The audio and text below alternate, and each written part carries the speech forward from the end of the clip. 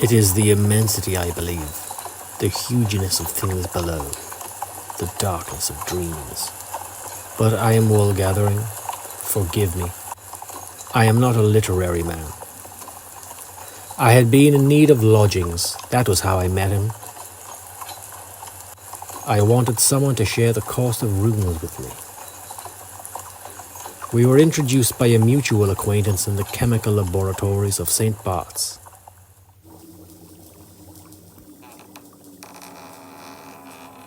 You have been in Afghanistan, I perceive. Astonishing. Not really. From the way you hold your arm, I see you've been wounded, and in a particular way. You have a deep tan. You also have a military bearing. And there are few enough places in the empire that a military man can be both tanned, and given the nature of the injury to your shoulder, and the traditions of the Afghan cave folk, torture. Put like that, of course, it was absurdly simple, but then it always was. I had been tanned nut brown, and I had indeed, as he had observed, been tortured.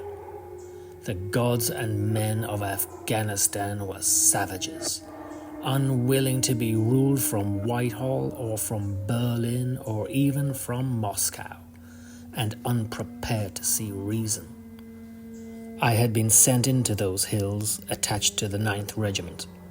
As long as the fighting remained in the hills and mountains, we fought on an equal footing.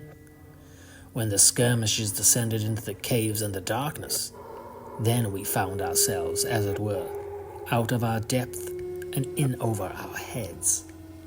I shall not forget the mirrored surface of the underground lake, nor the thing that emerged, its eyes opening and closing, and the stinging whispers that accompanied it as it rose, wreathing their way about it like the buzzing of flies larger than worlds.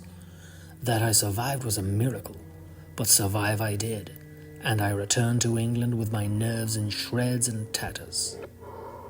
The place the leech-like mouth had touched me was tattooed forever frog white into the skin of my now withered shoulder. I had once been a crack shot. Now I had nothing, save a fear of the world beneath the world akin to panic. I scream in the night. I have been told that I snore. Also, I keep irregular hours, and I often use the mantelpiece for target practice. I will need the sitting room to meet clients. I am selfish, private, and easily bored. Will this be a problem? I smiled and shook my head and extended my hand. We shook on it.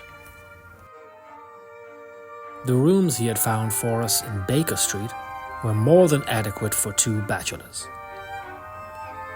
I bore in mind all my friend had said about his desire for privacy, and I forbore from asking what it was he did for a living. Still, there was much to pique my curiosity. Visitors would arrive at all hours, and when they did, I would leave the sitting room and repair to my bedroom, pondering what they had in common with my friend. The pale woman with one eye bone white, the small man who looked like a commercial traveler, the portly dandy in his velvet jacket, and the rest. He was a mystery to me. We were partaking of one of our landlady's magnificent breakfasts one morning when my friend rang the bell to summon the good lady. There will be a gentleman joining us in about 4 minutes.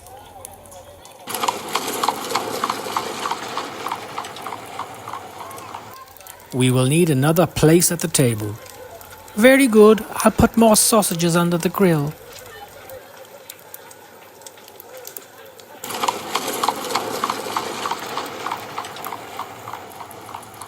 I don't understand. How could you know that in 4 minutes we would be receiving visitors? There's no telegram, no message of any kind.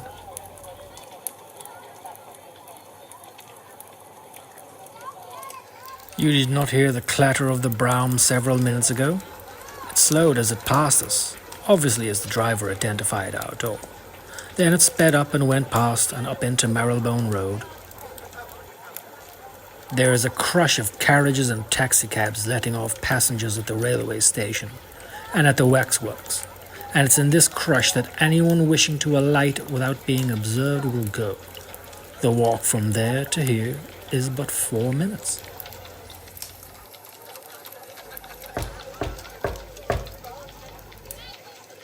Come in, Lestrade. The door is ajar, and your sausages are just coming out from the grill. I should not, and for truth to tell, I have not had a chance to break my fast this morning, and I could certainly do justice to a few of those sausages.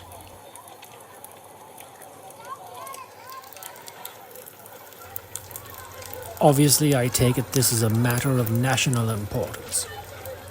My stars! Surely the word cannot be out already.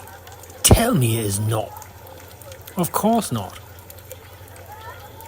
I know the squeak of your Bram wheels, though, after all this time, an oscillating G-sharp above high C. And if Inspector Lestrade of Scotland Yard cannot publicly be seen to come into the parlour of London's only consulting detective, yet comes anyway without having had his breakfast, then I know this is not a routine case. Ergo, it involves those above us, and is a matter of national importance. Perhaps we should discuss this matter privately. Nonsense. 2 heads are better than one. And what is said to one of us is said to both of us. If I'm intruding, it's all the same to me. You solve the case, then I have my job. If you don't, then I have no job. You use your methods, that's what I say. It can't make things any worse. If there's one thing that a study of history has taught us, it is that things can always get worse. When do we go to Shoreditch? This is too bad. Here you are making sport of me when you know all about the matter. You should be ashamed. No one has told me anything of the matter. When a police inspector walks into my room with fresh splashes of mud, of that peculiar yellow hue on his boots and trouser legs, I can surely be forgiven for presuming that he has recently walked past the digging at Hobbs Lane in Shoreditch, which is the only place in London that particular mustard-coloured clay seems to be found. Now you put it like that, it seems so obvious. Of course it does. We rode to the East End in a cab. Inspector Lestrade had walked up to the Marylebone Road to find his brougham and left us alone. So you truly are consulting detective. The only one in London, or perhaps the world. I do not take cases, instead I consult. Others bring me their insoluble problems, they describe them, and sometimes I solve them. Then those people who come to you are in the main police officers or are detectives themselves, yes. It was a fine morning, but we were now jolting about the edges of the rookery of St. Giles, that warren of thieves and cutthroats which sits in London like a cancer on the face of a pretty flower seller. And the only light to enter the cab was dim and faint. Are you sure that you wish me along with you? I have a feeling that we were meant to be together, that we have fought the good fight, side by side in the past or in the future, I do not know. I am a rational man, but I have learned the value of a good companion, and from the moment I clapped eyes on you, I knew I trusted you as well as I do myself. Yes, I want you with me. For the first time since Afghanistan, I felt I had worth in the world.